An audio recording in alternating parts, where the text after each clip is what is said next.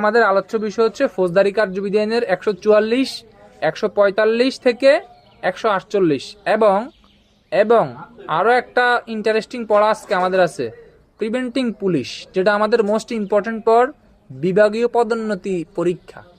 Preventing policing আমরা ইতিপূর্বে পুলিশানের 23-এ পড়ছি, পুলিশানের 34-এ পড়ছি, হ্যাঁ, ফৌজদারি কার্যবিধি 54-তে পড়ছি, এখন পড়বো 149 থেকে 153-তে। এই সবই কিন্তু প্রিভেন্টিং পুলিশিং। প্রিভেন্টিং পুলিশিংটা কি? প্রতিরোধমূলক পুলিশি ব্যবস্থা। এর আগে আমরা দুইটা গুরুত্বপূর্ণ নয় এমন বিষয় পড়ব, জানার জন্য জানা। আমি আবারও বলে দিই, ফৌজদারি কার্যবিধি আইনের 111 থেকে ফৌজদারি কার্যবিধি আইনের 111 ধারা থেকে 126 পর্যন্ত গুরুত্বপূর্ণ নয়। আমি আবারও বলি, ফৌজদারি কার্যবিধির 111 ধারা থেকে 126 পর্যন্ত গুরুত্বপূর্ণ নয়। 127 থেকে 132 গুরুত্বপূর্ণ, 132 থেকে 148 পর্যন্ত গুরুত্বপূর্ণ নয়, 149 থেকে 176 পর্যন্ত অতি গুরুত্বপূর্ণ। কিন্তু তারপরও আমরা এই যে ধারাগুলো আমরা স্কিপ করব না, আমরা পড়ব। যদি কখনো প্রশ্ন চলেই আসে আমরা কিন্তু লিখতে হবে, ঠিক আছে, যেন আমরা লিখতে পারি। তাই বলবো এইখান থেকে ক্লিয়ার কনসেপ্টটা একটু নেন। 90-এর পর থেকে যে ধারাগুলা এগুলো আপনি পড়বেন, কিন্তু যেটা জানার বিষয় সেটা হচ্ছে আপনি এখান থেকে গুরুত্বপূর্ণ ধারা হচ্ছে ওই যে 96 তল্লাশি পরোয়ানার ধারাটা। এখান থেকে গুরুত্বপূর্ণ ধারা হচ্ছে 194 থেকে 105 পর্যন্ত, 102, 103। হ্যাঁ, আপনি পড়বেন ঠিক আছে, কিন্তু অত আপনার মাথা গ্যাঞ্জাম করার দরকার নেই। আর এই যে 106 থেকে 110 ভালো করে বুঝবেন, এখান থেকে প্রশ্ন হয়। আবারও বলি, 112 থেকে 126 পর্যন্ত ইম্পর্টেন্ট কিছু নাই, আসলে এমসিকিউ আসবে ইনশাল্লাহ। আমরা যেভাবে পড়াই আপনাদেরকে, আপনারা এমসিকিউর ওয়াল প্রত্যেকটা স্টুডেন্ট টপকে যাবে। 100 কত পর্যন্ত? 126, 127 থেকে 132 অতি গুরুত্বপূর্ণ, বারবার পড়তে হবে। তারপর হচ্ছে 133 থেকে একবারে 148 পর্যন্ত, এত গুরুত্বপূর্ণ না। গত 20-25 বছরের প্রশ্ন অ্যানালাইসিস করেন, দেখবেন যে প্রশ্ন আসছে 1টা থেকে 2টা, সর্বোচ্চ 1-2টা প্রশ্ন পাবেন যদি আপনি অ্যানালাইসিস করেন। হ্যাঁ, কনস্টেবল থেকে এএসআই বা এএসআই থেকে এএসআই, সর্বোচ্চ 1-2টার বেশি প্রশ্ন এখান থেকে হয় না। তবে ভাই এমসিকিউ হয়। এমসিকিউ ভাই পুরো আপনার প্রায় 1500টা ধারা আপনার পড়তে হবে। 1500 ধারা থেকে এমসিকিউ যে কোনো ধারা থেকে হইতে পারে। তবে আমরা যেভাবে পড়াই, আমাদের যে পড়ার যে কোয়ালিটি, ইনশাল্লাহ আপনি আমাদের পড়াটা যদি আবার একটু বাসায় প্র্যাকটিস করেন, আপনি অটোমেটিক টপকে যাবেন, অসুবিধা নেই, ভয়ের কিছু নেই। এখন আসেন ফৌজদারি কার্যবিধান 144টা কি? আমরা কিন্তু অনেকেই জানি 144 ধারা জারি করে দিচ্ছে, এটা আমরা শুনি মাঝে মাঝে যে কি জারি করে দিছে, 144 ধারা জারি করছে।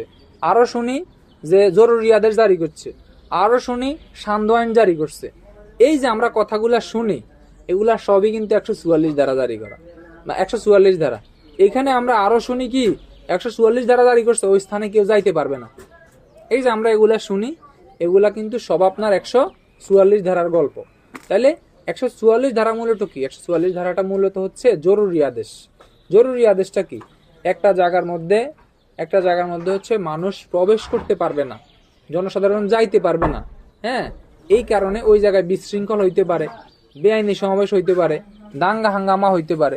যদি এই ধরনের কোনো কিছু সংগঠিত হওয়ার সম্ভাবনা থাকে, হ্যাঁ, তাইলে হচ্ছে কি হইতে পারে, তাইলে হচ্ছে ওইখানে হচ্ছে যে জরুরি আদেশ হচ্ছে জারি করা হয়। ঠিক আছে, এই কথাটাই হচ্ছে বলছে এখানে। কততে বলছে? 144-এ বলছে। ঠিক আছে, এটা কততে বলছে ভাই? 144-এ বলছে। 144-এ বলছে জরুরি আদেশ। জরুরি আদেশটা কি? মনে করেন বাংলাদেশে 2টা পার্টি আছে।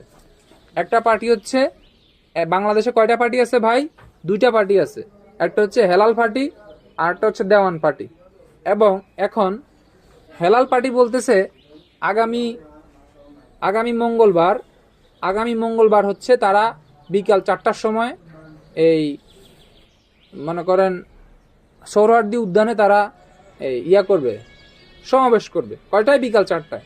এট এ টাইম এরা বলতেছে কি হেলাল পার্টি। দেওয়ান পার্টি বলতেছে তারা সকাল 10টায় এখানে সমাবেশ করবে। এট এ টাইম 2টা পার্টি এখানে চাচ্ছে। কে? হেলাল পার্টি এবং দেওয়ান পার্টি কি করবে? তারা একই সময়ে একই জায়গায় বা একই দিনে জনসমাবেশ করতে চাচ্ছে।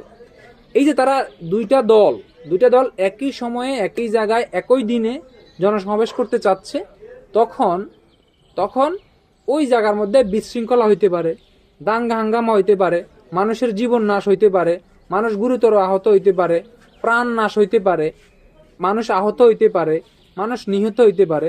যখন এই ধরনের সমূহ সম্ভাবনা সৃষ্টি হয়, তখন নির্বাহী ম্যাজিস্ট্রেট অথবা জেলা ম্যাজিস্ট্রেট ওই জায়গার মধ্যে জরুরি আদেশ জারি করে দিবে।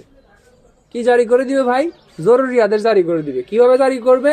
যেন কেন জারি করবে? যেন ওই স্থানে এই একটা নির্দিষ্ট সময় দিয়ে দিবে, ওই সময়ের মধ্যে যেন ওই জায়গায় কেউ প্রবেশ করতে না পারে। এটাই হচ্ছে জরুরি আদেশ। বুঝছেন নি ভাই?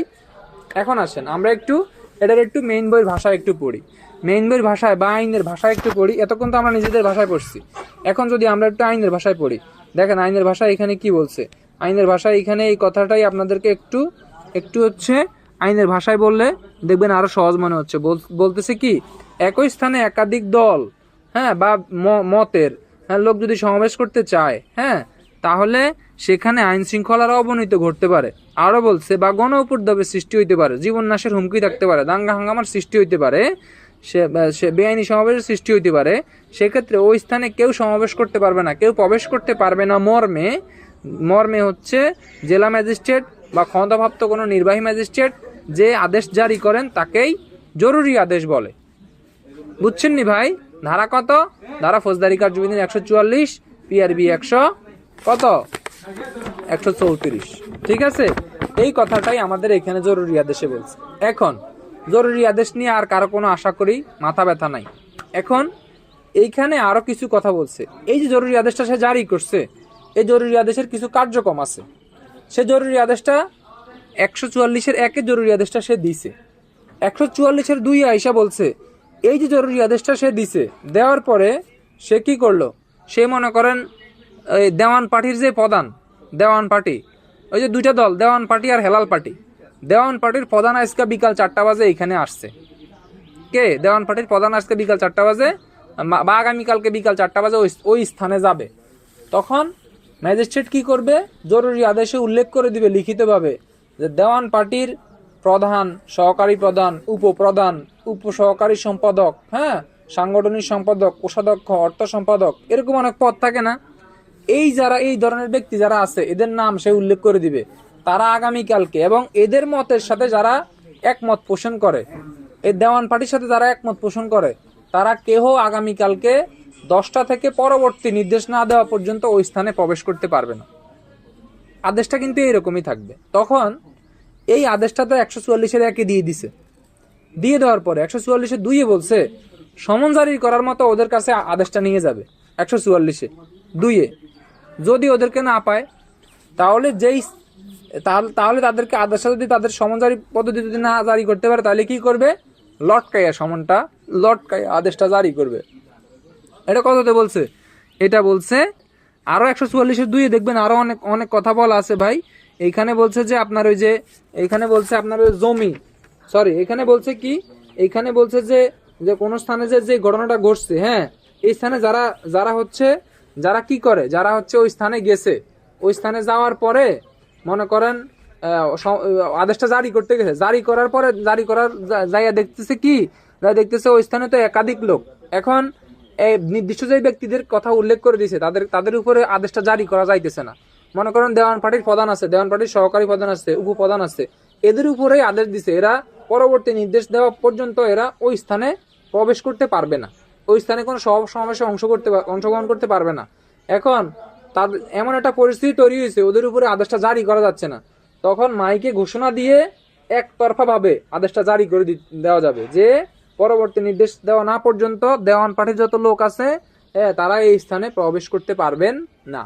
দেওয়ান পার্টির মতের সাথে যারা সংশ্লিষ্ট আছেন বা যারা এখানে দাঙ্গা হাঙ্গামা ঘটাইতে আসছেন, বেআইনি সমাবেশ ঘটানোর চেষ্টা আছেন, তারা কেউ পরবর্তী নির্দেশ না দেওয়া পর্যন্ত এই স্থানে প্রবেশ করিবেন না।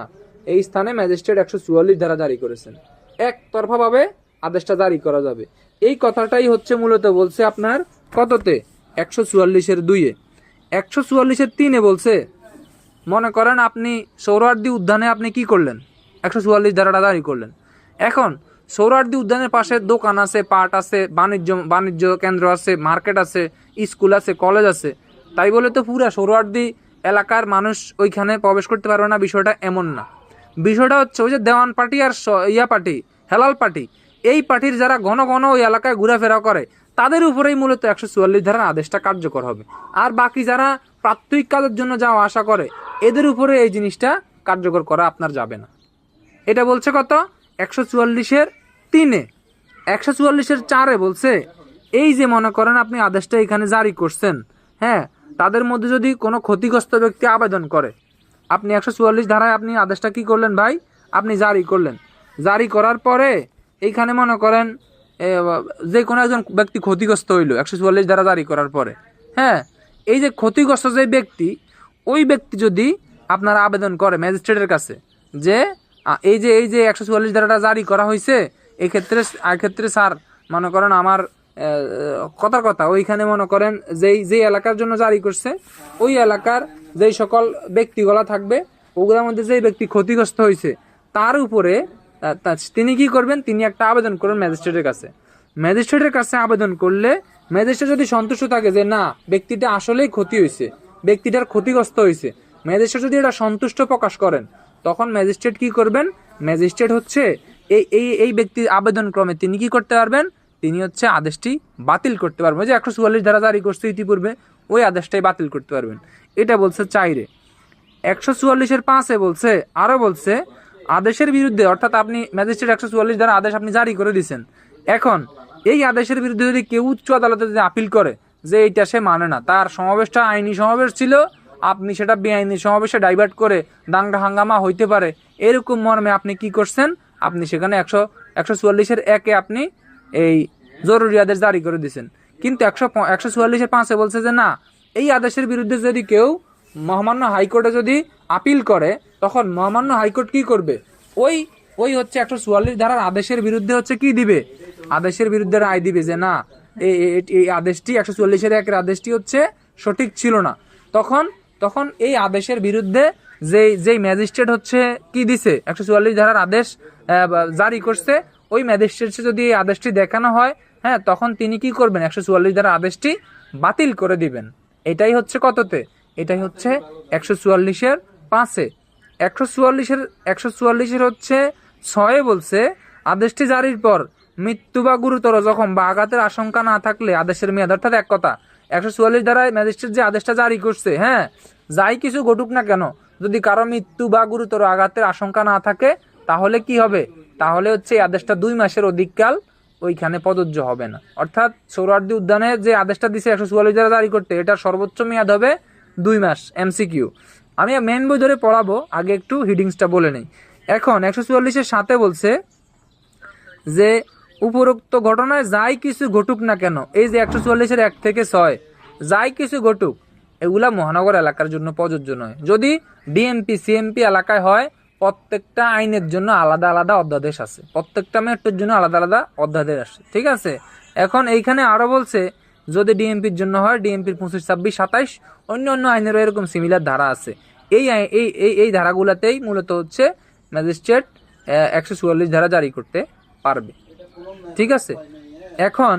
এখন এইখানে আপনি যদি একটু মেইন বই ধরেন, সবাই একটু মেইন বই ধরেন ভাই, এমসিকিউর জন্য মেইন বই ধরেন, মেইন বই এমসিকিউ জন্য মেইন বইয়ের বিকল্প নাই। 144 ধারা দেখেন লেখা আছে উপদ্রব বা বিপদাশঙ্কর জরুরি ক্ষেত্রে তৎক্ষণাৎ বলবৎ আদেশ জারি। ওই যে উপদ্রব, গণ উপদ্রব সৃষ্টি হইতে পারে, জনসাধারণের ক্ষতি হইতে পারে এই ধরনের এলাকায় কে করবে, এমসিকিউ প্রথমে দাগ দেন জেলা ম্যাজিস্ট্রেট, অথবা এই ধারা অনুসারে কাজ করার জন্য সরকার কর্তৃক বিশেষভাবে ক্ষমতাবান অপর কোনো নির্বাহী ম্যাজিস্ট্রেট, 2 জন লোককে, জেলা ম্যাজিস্ট্রেট এবং নির্বাহী ম্যাজিস্ট্রেট। এমসিকিউ 144 ধারা অনুসারে ফৌজদারি কার্যবিধান 144 ধারা অনুসারে জরুরি আদেশ প্রদানের জন্য ক্ষমতাবান নিম্নের কে, হ্যাঁ, ম্যাজিস্ট্রেট এবং জেলা ম্যাজিস্ট্রেট, ঠিক আছে। তারপর আরো বলছে এই ধারা অনুসারে অগ্রসর হওয়ার যথেষ্ট কারণ রয়েছে, তাহলে আশু প্রতিরোধ বা দ্রুত প্রতিকার বাঞ্ছনীয়। একটা হচ্ছে আশু প্রতিরোধ, আশু মানে কি আসন্ন, যে এখানে মারপিট হইতে পারে, তখন এইখানে এটারে আশু প্রতিরোধ করার জন্য বা দ্রুত প্রতিকার বাঞ্ছনীয়, অথবা 2 পার্টি মারামারি অলরেডি লেগে গেছে, তখনও কিন্তু 144 ধারা জারি করতে পারে। আরো বলছে তিনি মনে করেন তার নির্দেশে আইনসঙ্গতভাবে নিযুক্ত কোনো ব্যক্তির প্রতি বাধা দিছে, কিছু লোক হচ্ছে একজনে বাধা দিছে, এখানে আপনি প্রবেশ করতে পারবেন না, বিরক্তি, জনসাধারণ বিরক্তিকর কোনো কাজ হয়েছে, আঘাত অথবা বাধা বিরক্তি, আঘাতের ঝুঁকি, মানুষের জীবন, স্বাস্থ্য, নিরাপত্তার প্রতি বিপদ, এগুলো বলছি ইতিপূর্বে। সর্বসাধারণের প্রশান্তির আঘাত, কোনো দাঙ্গা হাঙ্গামা, ওই যে বেআইনি সমাবেশ প্রতিরোধের ইয়া রয়েছে। তাহলে লিখিত আদেশ দ্বারা যাতে ঘটনার মূল বিষয়ে বর্ণিত হইবে, যাতে 144 ধারা, ওই যে 134 ধারায় কিন্তু বলে দিছে, আমি গতকালকে পড়াইছি। 133 ধারায় যে গণ উপদ্রবের আদেশ বন্ধের জন্য আদেশ দিবে, 134 ধারায় সেটা সমন জারির পদ্ধতিতে কিন্তু জারি করতে হবে। ঠিক আছে, এইখানে বলছে 134 ধারার বিধান মতে সেটা জারি হবে। ঠিক আছে, এইখানে আরো বলছে 144-এর 2 এমসিকিউ দেখেন, বলছে সংশ্লিষ্ট ব্যক্তির উপর যথাসময়ে নোটিশ জারি করা যদি সম্ভব না হয়, মনে করেন সভাপতি সেক্রেটারি কত লোক আছে, এদের উপরে একতরফাভাবে এদের উপরে হচ্ছে একজন একজন করে জারি করা সম্ভব হচ্ছে না, তখন হ্যান্ডমার্ক দিয়ে একতরফাভাবে নোটিশটা জারি করে দিতে পারবে। 144-এর 3 এমসিকিউ দাগ দেন যে ঘন ঘন গমনাগমনকারী ব্যক্তিদের উপরে জারি করবে, সবার উপরে জারি করার দরকার নাই। বলছে হচ্ছে ঘন ঘন ভাবে ওই স্থানে, এই যে সোহরাওয়ার্দী মাঠে যারা ঘন ঘন গমনাগমন করবে এদের উপরেই কিন্তু জারি করতে পারবে। এটা বলছে কত, 144-এর 3-এ। 144-এর 4-এ বলছে এমসিকিউ, এই ম্যাজিস্ট্রেট হচ্ছে স্বতঃস্ফূর্ত হইয়া, ম্যাজিস্ট্রেট নিজে যদি বিবেচনা করে যে না ওই স্থানে যে 144 ধারা জারি করছি, যে হচ্ছে কোনো একজন ব্যক্তির ক্ষতি হচ্ছে, কোনো একজন ব্যক্তি ক্ষতিগ্রস্ত হচ্ছে, ওই ব্যক্তির আবেদন ক্রমেও আদেশটি বাতিল করতে পারবে। আবার ম্যাজিস্ট্রেট যদি নিজেই মনে করে যে না ওই এলাকায় 144 ধারা জারি করছে, ঠিক আছে, দাঙ্গা হাঙ্গামা তো এখন আর হচ্ছে না, পরিস্থিতি স্বাভাবিক আছে, তখন ম্যাজিস্ট্রেট কি করতে পারবে, আদেশটি বাতিল করতে পারবে। এই 144-এর 5-এ 4-এ বলা আছে। 144-এর 5-এ বলছে সাইরে যাই কিছু থাকুক, যদি কেউ এই যে সাইরের আদেশে 144-এর 1-এর আদেশের বিরুদ্ধে যদি হাইকোর্টে যদি আপিল করে, আপিল যদি তার পক্ষে আসে, যদি বলে যে না 144-এর 1 ধারা অনুসারে যে জরুরি আদেশ দিতে সেটা বাতিল করা হোক, তাহলে কি হবে, তাহলে হচ্ছে আদেশটি বাতিল হবে। এটা 144-এর 5 হাইকোর্টের আদেশ অনুসারে। 144-এর 6-এ বলছে এই যে আপনি 144 ধারার 1-এ যে আপনি জরুরি আদেশটা জারি করে দিলেন ম্যাজিস্ট্রেট সাহেব, এখন এইখানে কি নাই, এইখানে হচ্ছে মানুষের জীবন, স্বাস্থ্য, নিরাপত্তার প্রতি বিপদ, এমসিকিউ, দাঙ্গা বা মারপিটের আশঙ্কার যদি কোনো এই ধরনের কোনো কিছু না থাকে, তাহলে সরকারি গ্যাজেটে বিজ্ঞপ্তি প্রকাশ করে নির্দেশ না দিলে এই ধারা অনুসারে দেওয়ার কোনো মেয়াদ 2 মাসের অধিককাল বলবৎ থাকবে না। তাইলে এমসিকিউ আসতে পারে 144 ধারা অনুসারে যে জরুরি আদেশের নির্দেশ প্রদান করা হয়েছে তা সর্বোচ্চ কতদিন বলবৎ থাকবে? 2 মাস বলবৎ থাকবে, 2 মাসের অধিককাল বলবৎ থাকবে না। ঠিক আছে, 144-এর 6-এ। 144-এর 7-এ বলছে, দেখেন লেখা আছে এই ধারার বিধানসমূহ মেট্রোপলিটন এলাকার জন্য প্রযোজ্য হবে না। এই হচ্ছে আমাদের 144 ধারার আদপান্ত। তাহলে জরুরি আদেশ কি, কোন স্থানে 2 বা ততোধিক দল, 2 বা ততোধিক হচ্ছে গোষ্ঠী, 2 বা ততোধিক হচ্ছে ভিন্ন মতের লোক যখন জনসমাবেশ করতে চাইবে, ওই এলাকায় যাতে কোনো দাঙ্গা হাঙ্গামা, বেআইনি সমাবেশ এগুলো যাতে সংগঠিত না হয়, মানুষের জীবন নাশ না হয়, বাধা বিপত্তি না হয়, বিরক্তি না হয়, এই সংক্রান্তে জেলা ম্যাজিস্ট্রেট বা ক্ষমতাপ্রাপ্ত কোনো নির্বাহী ম্যাজিস্ট্রেট ইহা নিবারণের জন্য, আশু নিবারণের জন্য বা প্রতিরোধ করার জন্য যেই আদেশ প্রদান করেন তাকে হচ্ছে জরুরি আদেশ বলে। ধারা কত দিবেন? ধারা দিবেন কার্যবিধি 144, পিআরবি 134। 144, 145 থেকে 148 পর্যন্ত কোনো প্রশ্ন বিভাগীয় পদোন্নতি পরীক্ষা হয় না। তারপরে আমরা একটু জেনে রাখি, যদি প্রশ্ন এসে যায়, আমরা তো বলার সুযোগ নেই, আমি এটা পড়ি নাই, তাই আমরা একটু ভালোভাবে বুঝে নিব। 145-এ মূলত বলছে কি, মূলত বলছে আপনার নোয়াখালীর ভাষায় একটা কথা বলে যে ইনজেকশন জারি করে দিছে জায়গার উপরে কি দিছে বন্ধু, 144টা আবার বুঝাই দে বন্ধু। আচ্ছা 144টা আবার বুঝামু, আবার 145-এর কনসেপ্টটা আচ্ছা বলি। 144টা হচ্ছে কি, কোনো একটা স্থানে বেআইনি সমাবেশ হইতে পারে, দাঙ্গা হাঙ্গামা হইতে পারে, মারপিট হইতে পারে, মানুষের প্রাণ নাশের হুমকি আছে, এই ধরনের কোনো ঘটনা ঘটতে পারে অথবা ঘটনা ঘটতেছে, তখন ওই স্থানের যে জেলা ম্যাজিস্ট্রেট থাকবে বা ক্ষমতাপ্রাপ্ত কোনো নির্বাহী ম্যাজিস্ট্রেট থাকবে, তিনি কি করবেন, তিনি ওই স্থানে যেন কেউ সমাবেশ করতে না পারে, পরবর্তীতে যেন ওই স্থানে কোনো লোকজন জড়ো হইতে না পারে, এই সকল ক্ষেত্র বিবেচনা করে তিনি ওইখানে একটা আদেশ দিবেন এই মর্মে যে আপনারা হচ্ছে এই স্থানে প্রবেশ করবেন না, এই স্থান ত্যাগ করুন, পরবর্তী নির্দেশ দেওয়া না পর্যন্ত ওই স্থানে কেউ প্রবেশ করতে পারবেন না, ওই স্থান পুরা ফাঁকা থাকবে। ঠিক আছে, শান্তি শৃঙ্খলা বজায় রাখার জন্য। এটাই হচ্ছে 144-এর জরুরি আদেশ। আর 144-এর 1-এ বলছে, এটা বলছে 1-এ, দুইয়ে বলছে ওই স্থানে যাদের প্রতি আপনি নোটিশটা দিয়েছেন, যেসব লোকের প্রতি, তারা যদি ওইখানে না থাকে, তাদের প্রতি যদি নোটিশটা জারি করতে আপনি না পারেন, তখন আপনি কি করবেন, ওইটা আপনি মাইকে জারি করে দিবেন ওই নোটিশটা। এটা হচ্ছে 144-এর 2-এ। 144-এর 3-এ বলছে এই যে আপনি নির্দেশটা জারি করছেন, ওইখানে তো ঢালাও ফলাভাবে ওই এলাকার সব ব্যক্তির উপরে এই জিনিসটা জারি হবে না। যারা যেই সব ব্যক্তি ওইখানে ঝামেলা করতে আসতে পারে, মানে ঘন ঘন যারা ওই এলাকায় যাতায়াত করে, ওই সব ব্যক্তির উপরই আদেশটা মূলত জারি হবে। 144-এর 4-এ আইসা বলছে এই যে ওই এলাকায় আপনি 144 ধারা জারি করছেন, এখন যেই ব্যক্তি ক্ষতিগ্রস্ত হচ্ছে বা যারা ক্ষতিগ্রস্ত হচ্ছে, এদের পক্ষে যদি কেউ ম্যাজিস্ট্রেটের কাছে আবেদন করে যে স্যার আমার এলাকায় তো 144 ধারা জারি করে রাখছেন, এখন আমরা ক্ষতিগ্রস্ত পক্ষ, হ্যাঁ আমাদের হচ্ছে আমরা হচ্ছে যে দাঙ্গা হাঙ্গামা পার্টি, আমরা ওই পার্টির সাথে আমরা মারামারি করি নাই, বা আমাদের উল্টা দেখেন আমাদেরই ক্ষতি হয়েছে, এই যে ক্ষতিগ্রস্ত পক্ষ যায় যখন ম্যাজিস্ট্রেটের কাছে যায় আবেদন আর্জি জানাবে যে স্যার এই আদেশটা উজ্জ্ব করা হোক, তখন আবেদন জানালে ম্যাজিস্ট্রেট যদি সন্তুষ্ট বিধান করে যে ঠিক আছে তোমার কথা ঠিক আছে, তখন ম্যাজিস্ট্রেট কি করবে, আদেশটি বাতিল করে দিবে। 144-এর 5-এ আইসা বলছে যে তারা ম্যাজিস্ট্রেটের কাছে গেল না, তারা সরাসরি হাইকোর্টে চলে গেল। হাইকোর্টে যাইয়া বললো যে 144-এ যে জরুরি আদেশ দিছে এটি হচ্ছে বাতিল করা হোক। হ্যাঁ, এটার বিরুদ্ধে তারা আপিল করলো, আপিলে তাদের পক্ষে রায় পাইলো, রায় পাইলে হচ্ছে 144-এর 5-এ রায় পাইলে হাইকোর্টের আদেশে ওই আদেশটি বা পূর্বের আদেশটি বাতিল হয়ে যাবে। 144-এর 5। 144-এর 6-এ আইসা বলছে যে আদেশ জারি করার পর, হ্যাঁ, যদি হচ্ছে মৃত্যু, মানুষের জীবন নাশ, হ্যাঁ, বা হচ্ছে সর্বসাধারণের ক্ষতি, এই ধরনের কোনো অসুবিধার সৃষ্টি না হয়, তাহলে হচ্ছে ওই আদেশটা 2 মাসের বেশি বলবৎ থাকবে না, মানে 2 মাসের অধিককালে এইরকম আদেশ থাকবে না। এটাই বলছে 144-এর 6।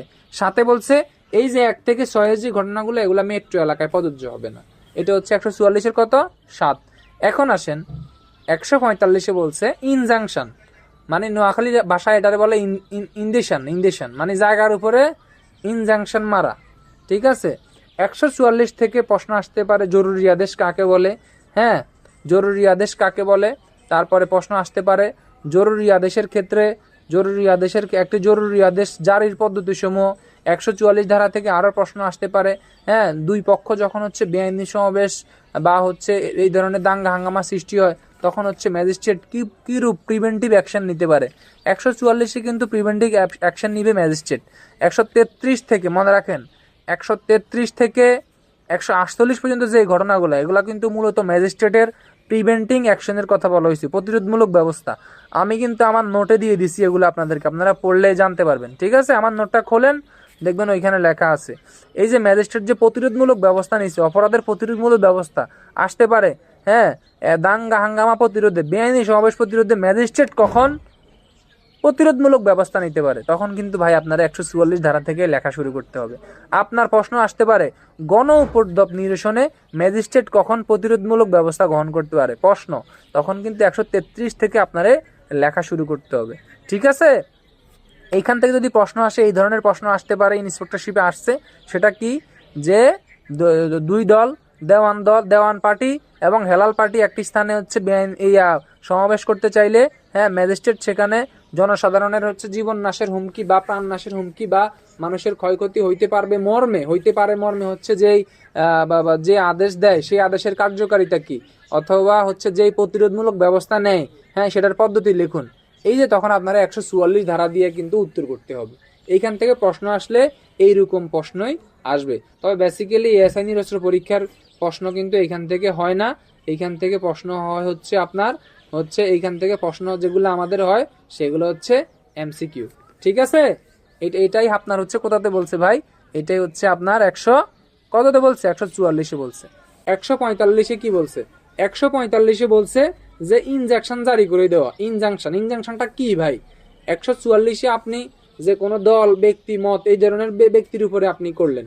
145-এ বলছে যে আপনার স্থানের উপরে স্থাবর সম্পত্তি, স্থাবর কি, যেটা ভূমির সাথে সংযুক্ত, এই ধরনের যে মানে ক্রাইমগুলো হয়, যেমন কি এক পার্টি আর এক পার্টির জায়গা নিয়ে মারামারি বেঁধে যায়, আমাদের দেশে এটা কমন। হ্যাঁ, তারপরে আরো আসতে পারে জমি ফসল কাটা নিয়ে মারামারি আসতে পারে, গাছ কাটা নিয়ে, মনে করেন গাছ কাটা নিয়ে দুই পার্টি মারামারি লেগে গেছে। এই ধরনের সংক্রান্তে ম্যাজিস্ট্রেট যদি জানতে পারে তার এলাকার মধ্যে, হ্যাঁ, দুই পক্ষ মারামারি লেগে গেছে, তখন হচ্ছে কি নিয়ে রাখছে, ওই যে নতুন করে সর জাগছে, নোয়াখালীতে কয়দিন আগে মারা গেছে 5 জন। এই যে নতুন করে সর জাগছে, এই সর নিয়ে হচ্ছে দুই পক্ষ আধিপত্য বিস্তার দখল করার জন্য যে হচ্ছে যে জিনিসটা করে, হ্যাঁ, মারামারি লিপ্ত হয় বা শান্তি শৃঙ্খলা বিনষ্ট হইতে পারে, তখন হচ্ছে ম্যাজিস্ট্রেট কি করবে, ওই স্থানটা যেমন আছে তেমন থাকবে, মানে স্থিতি থাকবে, স্থিতি ওই স্থানটা যেমন আছে তেমন থাকবে, এটাও করতে পারে। আবার ওই স্থানটা ম্যাজিস্ট্রেট হচ্ছে বিজ্ঞপ্তি দ্বারা ওই স্থানটা কোকো করতে পারে। হ্যাঁ, এই জিনিসগুলো হচ্ছে আপনার হচ্ছে 145-এ বলছে। ঠিক আছে, 145-এ বলছে মূলত হচ্ছে ইনজাংশন বা স্থিতি আদেশ। তাহলে এটা কি? এটা বলছে কোন জমি বা স্থাবর সম্পত্তির মালিকানা নিয়ে যদি প্রশ্ন ওঠে বা দুই বা ততোধিক ব্যক্তি যদি মধ্যে যদি বিরোধ দেখা দেয়, তাহলে পুলিশ রিপোর্ট বা অন্য কোনোভাবে যদি আদালতের, হ্যাঁ, জেলা ম্যাজিস্ট্রেট বা নির্বাহী ম্যাজিস্ট্রেট অবগত হওয়ার পর বিরোধ নিষ্পত্তির জন্য উক্ত সম্পত্তি যেমন আছে তেমন থাকবে মর্মে যে আদেশ দেয়, সেটাই হচ্ছে স্থিতি আদেশ। আপনি আর আপনার ভাই ফ্ল্যাট নিয়ে মারামারি লেগে গেছেন, ফ্ল্যাট আপনি বলতেছেন আমি 2 তালা নিব, ও বলতেছে আমি 3 তালা নিব। ঠিক আছে, এখন নিচতলা কেউ নিবে না। ঠিক আছে, এখন এখন এই যে দুই ভাইয়ের মধ্যে বিরোধ দেখা দিছে, অথবা আপনি বলতেছেন আপনিও টপ ফ্লোর নিবেন, ছোট ভাই বলতেছে সেও টপ ফ্লোর নিবে, দুইজনেরই 5 তালা লাগবে, 5 তালার ছাদ দরকার। এখন এই যে মারামারি লেগে গেছেন এটা নিয়ে, এটার জন্য, এটা বিরোধ নিষ্পত্তির জন্য কিন্তু ম্যাজিস্ট্রেট কি করতে পারবে, 145-এ ওই ফ্ল্যাট যেমনি আছে এমনি থাকবে, এরকম একটা স্থিতি আদেশ দিয়ে দিতে পারে। এটা হচ্ছে 145-এ, এটাই 145-এর সার কথা। এখন আসেন 145-এর 1-এ বলছে, 44-এর 1-এ যেরকম বলছে জরুরি আদেশ জারি করবে, 45-এর 1-এ তেমন হচ্ছে স্থিতি আদেশটা জারি করবে।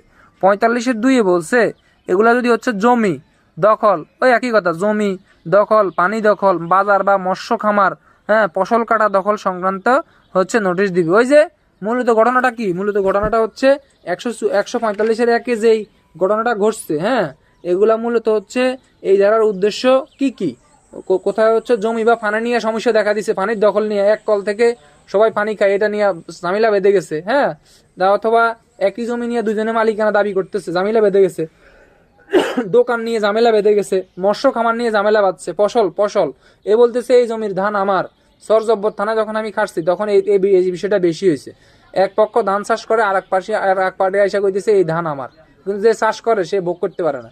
ঠিক আছে, অন্য 2 পার্টি এসে ধান নিয়ে যাইতে পারে, মানে নিয়ে যাইতে চায় আর কি।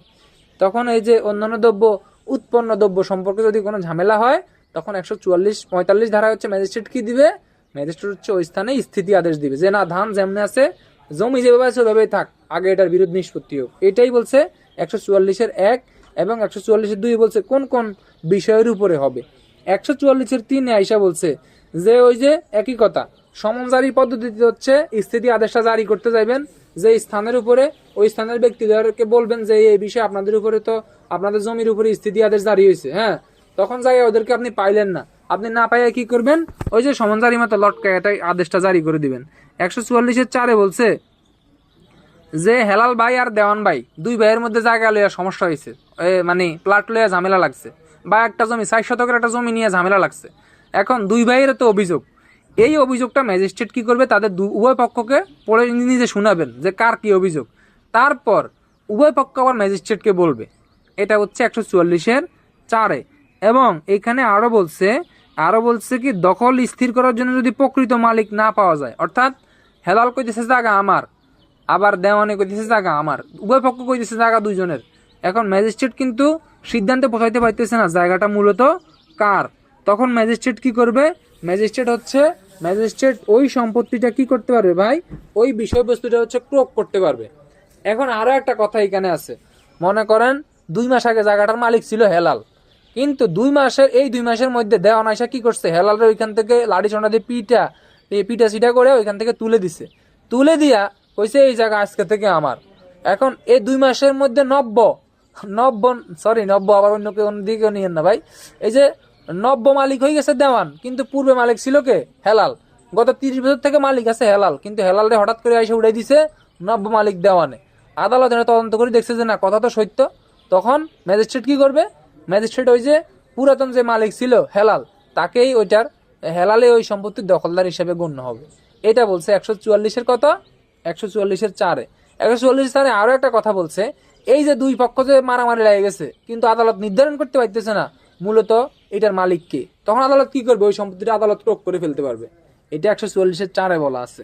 এগুলা এত ইম্পর্টেন্ট ইস্যু না, জাস্ট একটু শুনে রাখেন, জেনে রাখেন এমসিকিউর জন্য, আর কিছু এখান থেকে আসবে না ভাই। হ্যাঁ, তারপরে হচ্ছে 144-5 বলছে এই যে হেলাল পার্টির দেওয়ান পার্টি যে মারামারি লাগছে, সরি হেলাল ভাই আর দেওয়ান ভাই যে মারামারি লাগছে জায়গা নিয়ে, পরবর্তী দেখছে যে এটা সম্পূর্ণ সংবাদটা ভুল ছিল, এটা ভুয়া ছিল, তাদের আবেদনটা ভুল ছিল, প্রকৃত জায়গার মালিক হেলাল ভাই। হ্যাঁ, তখন আদালত কি করবে, আদালত হচ্ছে ওই যে আদেশটা দিছে সেটা কি, সেটা বাতিল করে দিবে। আদালত দেখবে যে না, এই যে ঘটনাটা ঘটাচ্ছে এটা মূলত হচ্ছে মানে প্রহসনমূলক ঘটনা হয়েছে, আসলে এই ধরনের কোনো ঘটনাই ঘটে নাই।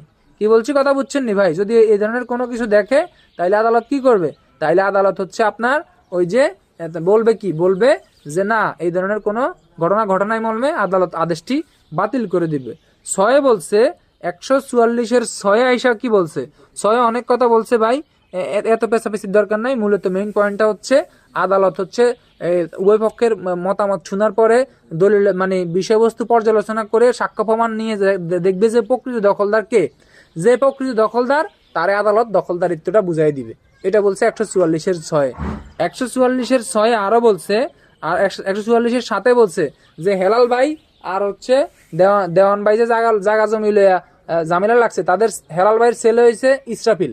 এখন হেলাল ভাই জায়গা জমি লইয়া ঝামেলা লাগার পরে হেলাল ভাই আল্লাহ না করুক মারা গেছে, কিন্তু তার ছেলে যে ইসরাফিল আছে সে তার পক্ষ হইয়া এই জিনিসটা আদালতে পরিচালনা করতে পারবে। এটা বলছে 144-7।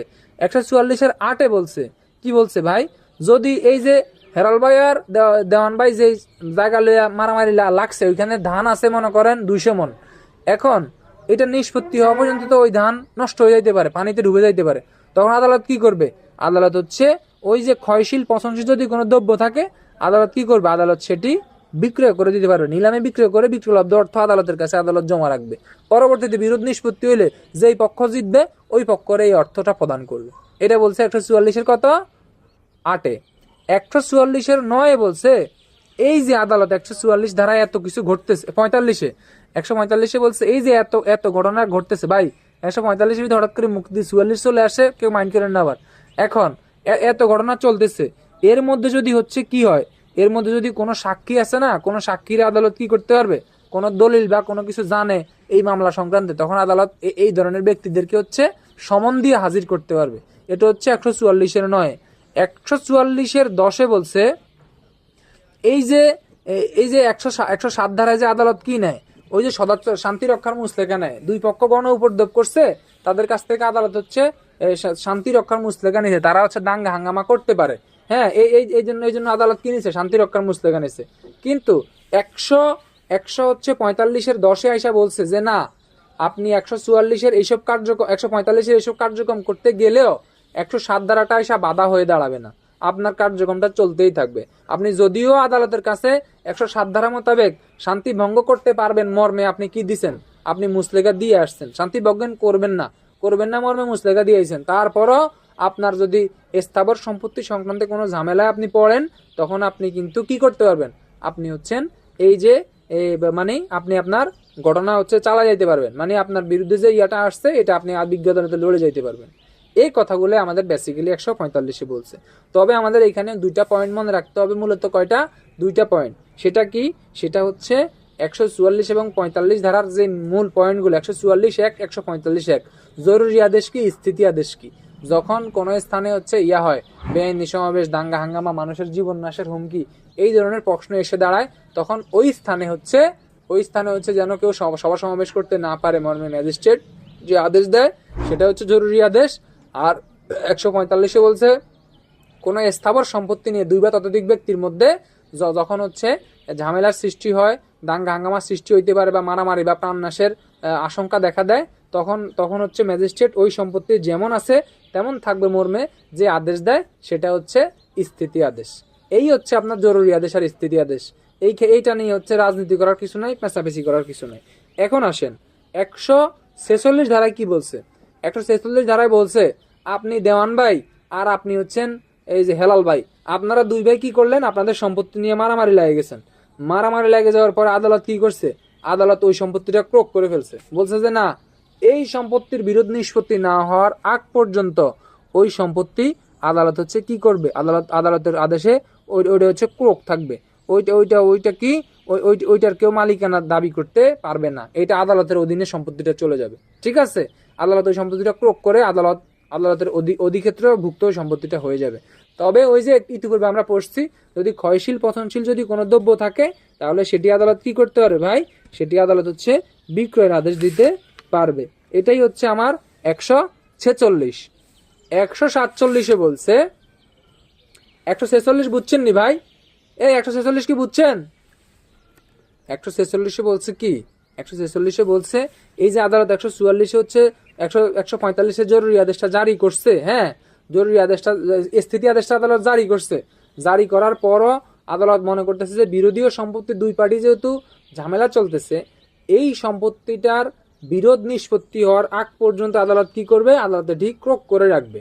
এটাই হচ্ছে 146 বলছে। দেখেন বলছে, ম্যাজিস্ট্রেট যদি স্থির করেন পক্ষসমূহের কেউ তখন বিরোধী বিষয়বস্তুতে দখলদার ছিলেন না, অর্থাৎ দেওয়ান পার্টি বলতেছে দেওয়ান পার্টি মালিক, হেলাল পার্টি বলতেছে হেলাল পার্টি মালিক, কিন্তু তারা প্রকৃতপক্ষে কেউ মালিক না, মালিক আরেকজন। তখন আদালত কি করবে, তাদের মধ্যে কোনো পক্ষে উহার দখলদার ছিল সেই সম্পর্কে তিনি যদি সন্তুষ্ট হইতে অর্থাৎ হেলাল পার্টি কেউ মালিক না, আবার এক পক্ষ বলতেছে আমি মালিক কিন্তু পর্যাপ্ত কাগজপত্র নাই, তখন আদালত কি করবে, হ্যাঁ তখন আদালত হচ্ছে দখল পাওয়ার হচ্ছে অধিকারী ব্যক্তি সাব্যস্ত না হওয়া পর্যন্ত, মানে বিরোধ নিষ্পত্তি না হওয়া পর্যন্ত ওই সম্পত্তি আদালত ক্রোক করে রাখতে পারবে।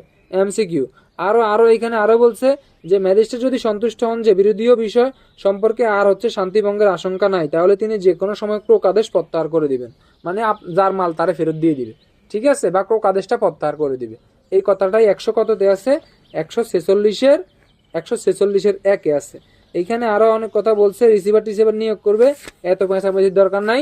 147 বলছে, 147 কি বলছে, 147 বলছে জামিনদার, হ্যাঁ জমির যে দাবিদার থাকবে, মনে করেন একটা পক্ষ হচ্ছে হেলাল ভাই আর একটা পক্ষ হচ্ছে দেওয়ান ভাই, এই যে তারা যে 145 দ্বারা যে স্থিতি আদেশ দিছে, দেওয়ার পরে তারা হচ্ছে স্ব পক্ষের দাবি, তাদের যে উকিল আছে তারা কিন্তু উকিল দ্বারা হচ্ছে আদালতে পেশ করবে তাদের কি দাবি। এ বলবে যে আমার এই জমি, ও বলবে আমার এই জমি, হ্যাঁ, ও তাদের স্বপক্ষে এ বলবে আমি উত্তরাধিকার সূত্রে পাইছি, ও বলবে আমি কয় সূত্রে পাইছি। এই যে তারা এই কথাগুলা বলবে, এগুলা বললে কিন্তু এটা আমাদের 147 বলছে এগুলা বলবে। এবং আরো বলছে 146 বলছে আদালত সম্পত্তিটা ক্রোক করবে। 147 বলছে যে না, যে যদি আদালত 146 ক্রোক না করে তাহলে আদালত 147 এসে একটা নোটিশ দিবে যে এই জায়গার উপরে, এই জায়গা হচ্ছে বিরোধ নিষ্পত্তি নোটিশ দ্বারা করবে। আদালত যদি মনে করে একটা নোটিশ দিয়ে এই জায়গার হচ্ছে বিরোধটা নিষ্পত্তি করতে পারবে। ঠিক আছে, এখন এখানে আরো বলছে উভয় পক্ষকে আদালত নির্দেশ দিবেন যে আপোষ নিষ্পত্তি হলে ম্যাজিস্ট্রেট দেওয়ানি আদালতে যাওয়ার নির্দেশ দিবেন। অর্থাৎ এই যে আপনি ফৌজদারি আদালতে আসছেন, হ্যাঁ ফৌজদারি আদালতে আসছেন আপনি এই ঝামেলার জন্য, এখন সাক্ষ্য প্রমাণে আদালত বলবে কি যে আপনার সাক্ষ্য প্রমাণে এই জিনিসটা ডিফাইন করা যাচ্ছে না, জমিটা মূলত কার, তখন আপনি দেওয়ানি আদালতে একটা দেওয়ানি মামলা করে দেন। ঠিক আছে, উভয় পক্ষের বলবে আপনি দেওয়ানি আদালতে যান, তখন তারা দেওয়ানি আদালতে শরণাপন্ন হবে। এটাই হচ্ছে 147। 148 দেখবেন কি বলছে, ম্যাজিস্ট্রেট দেখতেছে যে না, যে এই সমস্যাটা নিয়ে তারা হেলাল ভাই আর দেওয়ান ভাই তারা যে মারামারি শুরু করছে বা তারা যে বিরোধ দেখা দিছে, এইটা অতি দ্রুত নিষ্পত্তির প্রয়োজন। তখন ম্যাজিস্ট্রেট কি করবে, ম্যাজিস্ট্রেট সরজমিনে অনুসন্ধান করবে। এইটা জেলা ম্যাজিস্ট্রেট নিজেও করতে পারে, এমসিকিউ অধস্থন কোনো ম্যাজিস্ট্রেট দ্বারাও কিন্তু করতে পারে। এখন এখানে আরো বলছে যদি অনুসন্ধানের জন্য প্রয়োজনীয় ব্যয় সম্পূর্ণ অংশ কে বহন করবে তা ঘোষণা করতে পারবেন। তবে এখানে বলছে যে অনুসন্ধান সংক্রান্ত যে ব্যয় হবে তা কিন্তু উভয় পক্ষ কিন্তু বহন করবে। ঠিক আছে, এই কথাটা কিন্তু নিচে দিয়ে লেখা আছে, দেখেন কোথায় লেখা আছে, এই 147-এর 148-এর 3 নম্বর পয়েন্টের দেখবেন নিচে লেখা আছে যে এই ব্যয় উক্ত পক্ষ, হ্যাঁ, না কার্যক্রমের অন্য কোনো পক্ষ বহন করে সম্পূর্ণ না আংশিকভাবে না আনুপাতিক হারে তা নির্দিষ্ট করে দিতে পারবেন হচ্ছে সাক্ষী বাবদ ব্যয় এবং উকিলের ফি যা আদালতে যুক্তিসঙ্গত মনে করেন তাও ব্যয়ের অন্তর্ভুক্ত হইতে পারবে। অর্থাৎ এই যে ম্যাজিস্ট্রেট যে নিজে অনুসন্ধান করছে, তার সাথে যে লোকগুলো আসছে, ম্যাজিস্ট্রেট যে অনুসন্ধান কার্যক্রমটা পরিচালনা করছে, হ্যাঁ তাদের সাথে যে উকিল যে আসছে, এইগুলা সংক্রান্ত যে ব্যয়গুলো হবে এটা উভয় পক্ষ বহন করবে এবং সেটা ম্যাজিস্ট্রেট নির্দেশ করে দেবে। ভাই এত পেঁচাপেচির এখানে দরকার নাই, পেঁচাপেচির অংশ আপনার 149 থেকে শুরু হবে। তবে আপনি 144 থেকে 145-এর যে বিষয়গুলা, এগুলা জাস্ট আপনি একটু মনে রাখেন, মনে রাখার জন্য পড়েন। হ্যাঁ, যে এগুলা আপনি জাস্ট হচ্ছে মাথায় একটু টুকবেন, এটাই। এগুলা থেকে আপনার কোনো সময় বিভাগীয় পদোন্নতি পরীক্ষায় প্রশ্ন আসে নাই, তবে আপনি এমনভাবে একটু গ্রেপ্তার করবেন যেন যদি কখনো প্রশ্ন আসেও আপনি যেন একটু লিখতে পারেন। যদি প্রশ্ন এসে যায় যে বিরোধী সম্পত্তিতে দুই ভাইয়ের মধ্যে হচ্ছে মারামারির আশঙ্কা দেখা দিল, অথবা ক এবং খ এর মধ্যে একটি স্থাবর সম্পত্তি নিয়ে কলহ দেখা দিল, হ্যাঁ, এই ক্ষেত্রে ম্যাজিস্ট্রেট কি রূপ ব্যবস্থা নিতে পারবে। আমাদের পুলিশি কার্যক্রম থেকে প্রশ্নের শেষ নেই, আবার ম্যাজিস্ট্রেটের কার্যক্রম থেকে প্রশ্ন, যদি প্রশ্ন আসলে আমরা একটু বলতে পারি। ঠিক আছে, এখন আসেন, আমরা কিন্তু যখন রিটেনের জন্য পড়াবো তখন আমরা এই ধারাগুলো কিন্তু পড়বো না, আমরা এগুলো স্কিপ করে যাবো, অসুবিধা নাই। দেখবেন ধারা অনেক কমে গেছে ভাই।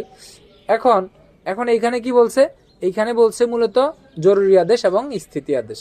জরুরি আদেশটা হচ্ছে কি, জরুরি আদেশটা হচ্ছে একটা স্থানে একাধিক দল বা ভিন্ন মতের লোক, হ্যাঁ, বা একাধিক লোক তারা সমাবেশ করতে চায়, ওইখানে মানুষের জীবন নাশ হইতে পারে এই সমাবেশ করলে, বা করতেছে, মানুষের দাঙ্গা হাঙ্গামা লেগে গেছে, তখন হচ্ছে জেলা ম্যাজিস্ট্রেট বা ক্ষমতাপ্রাপ্ত কোনো নির্বাহী ম্যাজিস্ট্রেট ওই স্থানে যেন এই ধরনের কোনো সমাবেশ, হ্যাঁ, সমাবেশ শোভাযাত্রা যেন না হয়, এই ক্ষেত্রে যেই জরুরি আদেশটা দিবে সেটাই হচ্ছে জরুরি আদেশ, ধারা 144, 134 PRB। আর এইখানে স্থিতি আদেশটা কি, হ্যাঁ, দুই ভাইয়ের মধ্যে বা দুই বা ততোধিক ব্যক্তির মধ্যে স্থাবর সম্পত্তি সংক্রান্ত যদি কোনো বিরোধ দেখা দেয়, হ্যাঁ, তখন হচ্ছে এবং একই কথা, মানুষের জীবন নাশ, প্রাণ নাশ, এই ধরনের কোনো কিছু হইতে পারে মর্মে যদি কোনো কিছু দেখা দেয়, তাহলে হচ্ছে জেলা ম্যাজিস্ট্রেট বা ক্ষমতাপ্রাপ্ত কোনো নির্বাহী ম্যাজিস্ট্রেট, হ্যাঁ, যাতে তারা এই ধরনের বিরুদ্ধে না জড়ায় এবং তাদের যে জমি আছে সেটা যেমন আছে তেমনই থাকবে, কেউ দখলে যাইতে পারবে না, এই মর্মে যে আদেশটা দেয় সেটাই হচ্ছে স্থিতি আদেশ বা ইনজাংশন। ঠিক আছে, এটা হচ্ছে 145-এ। ঠিক আছে ভাই, এখানে আর পেঁচাপেচির কিছু নাই। প্রিভেন্টিং পুলিশিং কাকে বলে? প্রিভেন্টিং পুলিশের কার্য ব্যবস্থা, পুলিশের প্রতিরোধমূলক ব্যবস্থা। পুলিশ কখন কোন ক্ষেত্রে অপরাধ নিবারণের জন্য ক্ষমতাপ্রাপ্ত, পুলিশ কখন হচ্ছে অপরাধের সংবাদ ঊর্ধ্বতন কর্তৃপক্ষকে জানাইতে পারে, পুলিশ কখন বিনা পরোয়ানায় গ্রেপ্তার করতে পারে, পুলিশ কখন হচ্ছে অপরাধ নিবারণের জন্য ওজন পরিমাপের যন্ত্র পরীক্ষা করতে পারবে, পুলিশ কখন আমলযোগ্য অপরাধ প্রতিরোধ করবে, পুলিশ কখন বিনা পরোয়ানায় গ্রেপ্তার করবে আমলযোগ্য অপরাধ নিবারণের জন্য, পুলিশ কখন সরকারি সম্পত্তির ক্ষতি সাধন প্রতিরোধ করবে। এই যে কথাগুলা বলছে, এগুলার সাথে কিন্তু আমরা অপরিচিত না ভাই। এই কথাগুলা কিন্তু, এই যে প্রশ্নগুলা এখান থেকে প্রশ্ন আসতে পারে, পুলিশের প্রতিরোধমূলক কার্যপদ্ধতি কি লিখুন। একাধিকবার বিভাগীয় পদোন্নতি পরীক্ষা আসছে, পুলিশের প্রতিরোধমূলক কার্যপদ্ধতি বা পুলিশের প্রিভেন্টিং পুলিশিং কি লিখুন। এগুলা কিন্তু একাধিকবার বিভাগীয় পদোন্নতি পরীক্ষায় আসছে ভাই। এখন এগুলা থেকে যদি প্রশ্ন আসে আমরা কিন্তু লিখতে পারবো একবারে পানির মতো। এইখানে আপনারা মাথায় এগুলো রাখতে হবে। ঠোঁটের আগায় আপনি বিভাগীয় পদোন্নতি পরীক্ষায় অংশগ্রহণ করা মানে ঠোঁটের আগায় পুলিশ আইনের 34, ঠোঁটের আগায় পুলিশ আইনের 23, ঠোঁটের আগায় পুলিশ আইনের 29, ঠোঁটের আগায় পুলিশ কার্যবিধির 149 থেকে 153, ঠোঁটের আগায় কার্যবিধির 54-11টি ক্ষেত্র। ঠোঁটের আগায় আপনাকে এগুলা কিন্তু রাখতে হবে ভাই। আমি কিন্তু ঠিকমতো করতাম না, প্লাস হচ্ছে আমি প্রশ্ন লিখতাম না। আমি মনে করতাম সব পারি, কিন্তু ওই যে পরীক্ষার হলে গেলে আর কলমটা চলে না। আপনি যদি এখন থেকে কলম চালানোর অভ্যাস রাখেন, পরীক্ষার হলে গেলে মাথাটা কাজ করবে ভাই। যদি এখন থেকে মনে করেন আমি তো সব জানতা শমশের, বিশ্বাস করেন কলম কাজ করবে না। এখন আসেন যারা এর বিপরীত, যারা একবারে নতুন, আসেন 149 থেকে 153 কি বলছে? 149 বলছে 149 থেকে 153 পুরো কার্যধারাটা হচ্ছে পুলিশের আমলযোগ্য, পুলিশ হচ্ছে অপরাধ নিবারণ করবে। 149 বলছে আমলযোগ্য অপরাধ নিবারণ করবে। MCQ কি নিবারণ করবে? আমলযোগ্য অপরাধ নিবারণ করবে। 149 ধারা কি নিবারণ করবে? আমলযোগ্য অপরাধ নিবারণ করবে, আমলযোগ্য অপরাধ প্রতিরোধ করবে। আরো বলছে কে প্রতিরোধ করবে? Constable two IG. MCQ এক ফৌজদারি কার্যবিধি 149 ধারা অনুসারে পুলিশের আমলযোগ্য অপরাধ প্রতিরোধ করবে কে? কনস্টেবল টু আইজি, যে কোনো পুলিশ অফিসার। এখানে আরো বলছে আমলযোগ্য অপরাধ প্রতিরোধের জন্য হস্তক্ষেপ করতে পারবে। আপনার সামনে যদি কোনো আমলযোগ্য অপরাধ ঘটে, আপনি কি করবেন? সেটি হস্তক্ষেপ করতে পারবেন, বাধা দিতে পারবেন। আরো বলছে কি রূপ করবে? সাধ্যমতো করবে, জীবন দেওয়ার দরকার নাই। আমলযোগ্য অপরাধ পুলিশ সাধ্যমতো প্রতিরোধ করবে। কে করবে? যে কোনো পদের পুলিশ অফিসার করবে। ঠিক আছে, এটা কততে বলছে? এটা বলছে 149-এ। ধারা কত? PRB 118। পুলিশ হচ্ছে আইন শৃঙ্খলা নিয়ন্ত্রণ করবে। 118 মশলা, হ্যাঁ, যখনই দেখবেন 118 মাইরা দিবেন, আইন শৃঙ্খলা নিয়ন্ত্রণ করবে পুলিশ।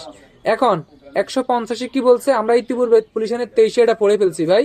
অপরাধের সংবাদ উদ্বোধন কর্তৃপক্ষকে জানাবে। তাহলে কাকে জানাবে? এমসিকিউ এখানে বলছে যদি কোনো আমলযোগ্য অপরাধের ষড়যন্ত্র দেখতেছেন, যে এখানে সিটিএসবি যেটা করে, যে এখানে কিছুক্ষণ পরে হচ্ছে হ্যাঁ হস্তক্ষেপ মানে মানে বাধা দিবেন, বাধা মানে আপনি এই কাজে কি করতেছেন, আপনি মনে করেন আপনার সামনে মাসুম নামক একজন ব্যক্তি সুফিয়ানকে দাও নিয়ে দৌড়াচ্ছে, আপনার যদি হাতে অস্ত্র থাকে আপনি বলবেন যে এই মাসুম সাহেব দাঁড়ান, নাহলে কিন্তু আপনাকে গুলি করে দিবে, আপনি এক্ষুনি ওইখানে দাঁড়ান। এই যে আপনি যে মানে ওইখানে যে আপনি বাধা দিলেন, এটাই হচ্ছে হস্তক্ষেপ। আপনি অপরাধটা ঠেকানোর চেষ্টা করতেছেন, এটাই হস্তক্ষেপ, এটাই প্রতিরোধ। 185 এসে বলছে এইখানে 10-20 জন 50 জন লোক এক হইছে, কিছুক্ষণ পরে যেই কোনো সরকারি স্থাপনা ভাঙতে পারে, তারপরে হচ্ছে এইখানে হচ্ছে বিভিন্ন মানুষের উপরে হামলা করতে পারে। আপনি এই জিনিসটা আপনি দেখতেছেন, আপনার একার পক্ষে ওই অপরাধটা নিয়ন্ত্রণ করা সম্ভব নয়। তখন আপনি কি করবেন? তখন একই কথা, যে কোনো পুলিশ অফিসার এমসিকিউ আমলযোগ্য অপরাধের ষড়যন্ত্র সম্পর্কে ঊর্ধ্বতন কর্তৃপক্ষকে অবগত করবে কে? কনস্টেবল টু আইজি, যে কোনো পুলিশ অফিসার পারবে। এই যে কথাটা বলছে, কততে বলছে? 150 বলছে। আরো বলছে কি জানাইবে? ষড়যন্ত্র যদি সংবাদ পায় যে এখানে এই ধরনের একটা অপরাধ ঘটতেছে, হ্যাঁ বা ঘটবে, অপরাধের এই সংবাদটা ঊর্ধ্বতন কর্তৃপক্ষকে জানাবে। তাহলে এই ঊর্ধ্বতন কর্তৃপক্ষটা কে ভাই? এটা হচ্ছে যার কাজ হয়েছে অপরাধ নিবারণ করা এবং আমলে আনা যে অফিসারের কর্তব্য, সেই অফিসারকে জানাইবে। এখন আপনি মনে করেন একজন এএসআই বা আপনি কনস্টেবল বা আপনি এসআই, আপনার কাজ হচ্ছে আপনি ইন্সপেক্টরকে জিনিসটা জানাই দিবেন। জানাই দিলে ইন্সপেক্টর কি করবে? আপনার থানার ওসিকে জিনিসটা জানাই দিবেন। ওসি আপনার যে পুলিশ সুপার থাকবে সংশ্লিষ্ট, ওই পুলিশ সুপারকে জানাইলে তখন সাথে সাথে ওই স্থানে প্রয়োজনীয় ফোর্স চলে আসবে এবং অপরাধটার প্রতিরোধ করা যাবে। এটাই হচ্ছে 150 ধারার মূল কথা। আর আমার নোটে আরো বিস্তারিত দেওয়া আছে, আরো সহজ ভাষায় দেওয়া আছে। 151-তে কি বলছে ভাই? বলছে এই যে আমলযোগ্য অপরাধ আপনি কি করতেছেন, আপনি দেখতেছেন মাসুম সুফিয়ানকে একটা মানে চাকু নিয়ে দৌড়াচ্ছে। এখন আপনি ওইখানে আছেন, আপনি থাকার পরে আপনি কি করলেন? আপনি বললেন এই সুফিয়ান দাঁড়া, মাসুম দাঁড়া, তুমি সুফিয়ানকে চাকু দিয়ে কোপ দিও না। কিন্তু মাসুম দাঁড়াচ্ছে না, মাসুম সুফিয়ানকে দৌড়াচ্ছে, বলতেছে আজকে তাকে মেরেই ফেলবো। এই যে আপনি তখন কি করলেন? আপনি তখন দৌড় দিয়া পিছন দিয়ে দেয়া মাসুমকে জাবলে ধরে মাটিতে ফেলে তার হাতের চাকুটা আপনি নিয়ে আপনি চাকুটা হেফাজতে নিলেন, তাকে গ্রেপ্তার করলেন। ফৌজদারি কার্যবিধি আইনের 54(1) এবং এই যে 151 একই কথা, আমলযোগ্য অপরাধ আপনি প্রতিরোধ করছেন। আমলযোগ্য অপরাধ প্রতিরোধ করতে পুলিশ বিনা পরোয়ানায় গ্রেপ্তার করতে পারে কার্যবিধির 54(1)-এ এবং হচ্ছে 151-তে বিনা পরোয়ানায় গ্রেপ্তার করতে পারবেন। এই ধারাগুলো মজা না ভাই? আমাদের কাজের সাথে কিন্তু মিল আছে। এখন আরো বলছে, আরো কততে বলছে? 152-তে বলছে আপনার সামনে কি বলছে? আপনার সামনে কি হইতেছে ভাই? আপনার সামনে হইতেছে এই যে এটারে কি বলে, ওই যে মানে সরকারি সম্পত্তির ক্ষতি হইতেছে। আপনার সামনে একজনে রাস্তার মধ্যে, আমরা যারা রাত্রে ডিউটি করি, ল্যাম্পপোস্টের বাতি খুলে নিয়ে যাইতেছে। আপনার সামনে একজনে রেলওয়ের প্লেট খুলে নিয়ে যাইতেছে। আপনার সামনে একজনে হচ্ছে ওই যে এটারে কি বলে, সরকারি বিভিন্ন কত সম্পত্তি আছে, অর্থাৎ সরকারি সম্পত্তির ক্ষতি সাধন হচ্ছে, এইটা আপনি দেখতেছেন, এইটা আপনি নিবারণ করবেন। এই ক্ষতিটা আপনি ওই যে সরকারি চিহ্ন বয়া কি, ওই যে নদীর মাঝখানে বাংলাদেশ থেকে যারা বাংলাদেশের ভূখণ্ড থেকে সেন্ট মার্টিনে ঘুরতে গেছেন, দেখবেন নদীর মাঝখানে প্লাস্টিকের এরকম ভাসে, ওটা হচ্ছে বয়া। ঠিক আছে, বয়া চিহ্ন নৌ চলাচলের জন্য সাদা সাদা দেওয়া আছে দুই পাশে, কারণ পানির মধ্যেই সীমান্ত। ওই পাশটা মায়ানমার, এই পাশটা বাংলাদেশ, নাপ নদীর ঠিক মাঝখান দিয়ে হচ্ছে সীমানাটা গেছে। ঠিক আছে, ওগুলা হচ্ছে বয়া। এই ধরনের যদি কেউ উঠে নিয়ে যায়, আপনি সেটা সরকারি সম্পত্তির ক্ষতি সাধন আপনি নিবারণ করতে পারবেন। যদি কেউ সরকারি সম্পত্তির ক্ষতির চেষ্টা করে, হ্যাঁ, তাহলে অপসারণ বা ক্ষতির চেষ্টা করে, তা আপনি নিবারণের জন্য এটা নেওয়া যাবে না, আপনি সেটা নিবারণ করবেন। ঠিক আছে, এই কথাটাই কিন্তু আপনার 152-তে বলছে। 153-তে বলছে বাটখারা এবং ওজন। থানা এলাকায় একজনে গরুর মাংস দিছে 1 কেজি। এখন আপনি কি করলেন? আপনি 1 কেজি গরুর মাংস দিছে এক ব্যক্তিকে, মাসুমকে দিছে 1 কেজি গরুর মাংস। মাসুম কিনছে, ভদ্রলোক কিনা বাসায় না মাফি দেখেছে 900 গ্রাম। সে অফিসার ইনচার্জকে জানাইছে যে স্যার, এই যে আমাদের বাজারের উপরে যে থানার পাশে যে বাজারটা আছে, এইখানে তো স্যার 1 কেজি গরুর মাংসের পরিবর্তে 900 গ্রাম করে দিচ্ছে স্যার, তো কি বলো? এই যে অফিসার এটা জানছে, জানার পরে তিনি কি করবেন? ওই স্থানে যাবেন, যাই দেখবেন যে সে যে ওই যে বাটখারা দিয়ে মাপতেছে, সে যে মনে করেন আপনার বাটখারা দিয়ে মাপতেছে, কি বাটখারা, ওই যে 1 কেজি 2 কেজি লোয়ার আছে না এরকম, হ্যাঁ এই যে লোয়ার এগুলা দিয়ে মাপতেছে, সেটাই মূলত কম। অথবা বর্তমানে যে ডিজিটাল ওয়েভিং স্কিল আছে, ওই যে ওই দিন দেখছি একজনে দেখাইছে যে এক পাশে দিলে 700 গ্রাম আর এক পাশে দিলে 1 কেজি 700 গ্রাম হয়ে যাচ্ছে। এই যে এগুলা হচ্ছে খাঁটি নয়, এগুলা ভেজাল। এই ধরনের জিনিস থানার অফিসার ইনচার্জ কি করতে পারবে, পরীক্ষা করতে পারবে, থানার অফিসার ইনচার্জ তল্লাশি করতে পারবে, সাথে পিআরবি 280 মেরে দিতে পারবে, ঠিক আছে, 102 3 আনতে পারবেন, অসুবিধা নাই ভাই। এখন এগুলা তিনি কি করবেন, পরীক্ষা করে ক্ষান্ত থাকবেন না, এখানে এমসিকিউ দাগ দেন, কে পারবেন 153 ধারায় কে পারবেন, ক্ষমতাপ্রাপ্ত কে, ক্ষমতাপ্রাপ্ত হচ্ছে থানার ভারপ্রাপ্ত অফিসার, এমসিকিউ। আরো বলছে ও পরিমাপ বা ওজনের যন্ত্রপাতি ব্যবহৃত হয় বা রক্ষিত হয় তা খাঁটি নয়, হ্যাঁ তখন তিনি ওজন বা পরিমাপ ওজনের যন্ত্রপাতি পরিদর্শন বা তল্লাশির জন্য বিনা পরোয়ানায় উক্ত স্থানে তল্লাশি করতে পারেন। পুলিশ কখন কখন বিনা পরোয়ানায় তল্লাশি করতে পারেন, এই যে 153 কিন্তু বিনা পরোয়ানায় তল্লাশি করতে পারেন। আরো বলছে 153 বাটখারা পরিমাপ বা ওজনের যন্ত্রপাতি দেখতে পান যে তা হচ্ছে কি ভেজাল আছে, তাহলে তিনি তা কি করতে পারবেন, আটক করতে পারবেন। আরো কি করতে পারবেন, সঙ্গে সঙ্গে অধিক্ষেত্রে সম্পন্ন কোনো ম্যাজিস্ট্রেটের নিকট আটকের সংবাদটা তিনি দিতে পারবেন। অর্থাৎ থানার অফিসার ইনচার্জ জানার পরে তিনি হচ্ছে যে নির্বাহী ম্যাজিস্ট্রেট আছে থানার দায়িত্বে, ওই নির্বাহী ম্যাজিস্ট্রেটকে বিষয়টি জানাবেন, স্যার এই বিষয় এইখানে হচ্ছে ওজন মাপার যন্ত্র নিয়ে এই ঝামেলা হচ্ছে, তখন তিনি বিষয়টাকে আটক করার পরে তিনি জানাবেন। তাইলে 149 ধারা থেকে 149 থেকে 153 পর্যন্ত প্রশ্ন কি আসতে পারে, প্রশ্ন আসতে পারে পুলিশ কখন বিনা পরোয়ানায় গ্রেপ্তার করতে পারে, পুলিশ আমলযোগ্য অপরাধ নিবারণ করার জন্য পুলিশ বিনা পরোয়ানায় গ্রেপ্তার করতে পারে। প্রশ্ন আসতে পারে ক নামক ব্যক্তি কক্সবাজার থেকে 300 পিস ইয়াবা নিয়ে ইয়ার দিকে যাওয়ার সময়, ওই যে ঢাকার উদ্দেশ্যে যাওয়ার সময় কক্সবাজারের চট্টগ্রামের চুনুতি চেকপোস্টে, হ্যাঁ পুলিশ অফিসার কর নিকট হচ্ছে তল্লাশি চৌকিতে তাকে তল্লাশি করা হয়, তার ব্যাগে হচ্ছে 300 পিস ইয়াবা পায়। এই ক্ষেত্রে তার বিরুদ্ধে আইনানুগ ব্যবস্থা কি নিতে পারে ভাই, এই যে 100 কখন কত প্রবেশ করাবেন, 151 প্রবেশ করাবেন, 150 প্রবেশ করাবেন, ঠিক আছে, এগুলো আপনি প্রবেশ করাইতে পারবেন। আপনি প্রবেশ লিখবেন কি, অপরাধ পরে আগে লেখেন এটাই যে সে এই যে অপরাধটা সংঘটিত হয়েছে এটার সাথে সাথে ঊর্ধ্বতন কর্তৃপক্ষকে জানাবে, তারপরে হচ্ছে 151 ধারা মোতাবেক কার্যবিধির 54 1 ধারা মোতাবেক তাকে হচ্ছে বিনা পরোয়ানায় গ্রেপ্তার করতে পারবেন, ঠিক আছে, এগুলা কিন্তু আপনি দিতে পারবেন।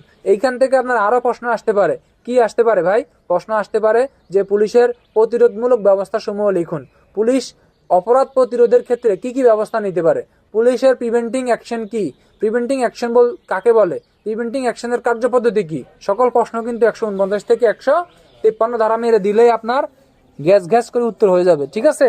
আরো গ্যাসাং করে আপনি এখানে দিতে পারবেন কি, দিতে পারবেন হচ্ছে পুলিশ আইনের 23, গ্যাসাং করে আপনি দিতে পারবেন হচ্ছে কত দিতে পারবেন ভাই, আপনি দিতে পারবেন হচ্ছে পুলিশ আইনের ওই যে 24, ঠিক আছে, আপনি দিতে পারবেন হচ্ছে ওই যে পুলিশ আইনের 34 কিছু কথা আছে প্রিভেন্টিং, এই যে এগুলো কিন্তু আপনি এখানে বসাইতে পারবেন।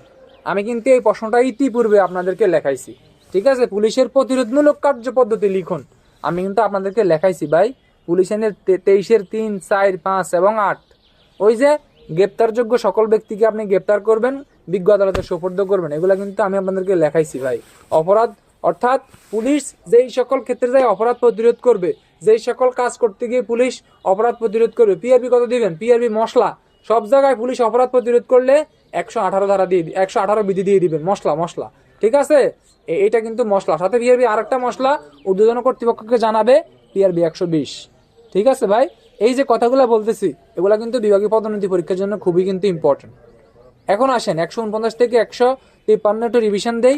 149 বলছে যদি আপনি আমলযোগ্য অপরাধ প্রতিরোধ করবেন, 50 আমলযোগ্য অপরাধের সংবাদ ঊর্ধ্বতন কর্তৃপক্ষকে জানাবেন, 51 আমলযোগ্য অপরাধ অন্য কোনোভাবে যদি নিবারণ করতে না পারেন আপনি বিনা পরোয়ানায় গ্রেপ্তার করবেন। 52 বলছে আপনি আমলযোগ্য যে অপরাধটা করার ব্যতীত কেউ যদি সরকারি সম্পত্তির ক্ষতি সাধন করে আপনি হচ্ছে সেটি প্রতিরোধ করবেন।